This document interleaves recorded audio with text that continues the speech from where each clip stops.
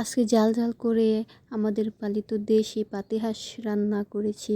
তো আমরা গ্রামে কীভাবে দেশি হাঁস রান্না করি সেটা দেখুন। প্রথমে পেঁয়াজ ব্রাউন কালার করে এর মধ্যে দিলাম হলুদ গুঁড়া, তারপর দিয়ে দিলাম মরিচ গুঁড়া, আদা রসুন বাটা, তারপরে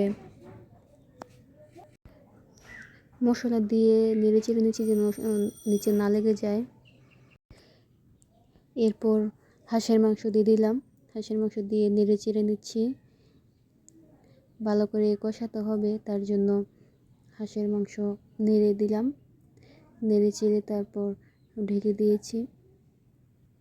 এরপর হাঁসের মাংস থেকে পানি বের হয়েছে, হাঁসের মাংস থেকে যে পানিটা উঠেছে সেটা দিয়ে কষিয়ে নেওয়া হবে আর কি, আর এক্সট্রা পানি দিব না, যেহেতু হাঁসের মাংস থেকে অনেকটা পরিমাণ পানি বের হয়েছে। এর মধ্যে কিন্তু আবার আমি আলুও দিয়ে দিয়েছি, কারণ আমাদের পরিবারের সবাই আলুটা পছন্দ করে। এরপর দিয়ে দিলাম কষানোর পর গরম পানি, কারণ গরম পানি দিলে তাড়াতাড়ি সিদ্ধ হয়। এখন আমাদের মাংসটা প্রায় 80% হয়ে গেছে। এর মধ্যে দিয়ে দিলাম জিরা গুঁড়া, জিরা গুঁড়া দিয়ে একটু নেড়ে চেড়ে দিব।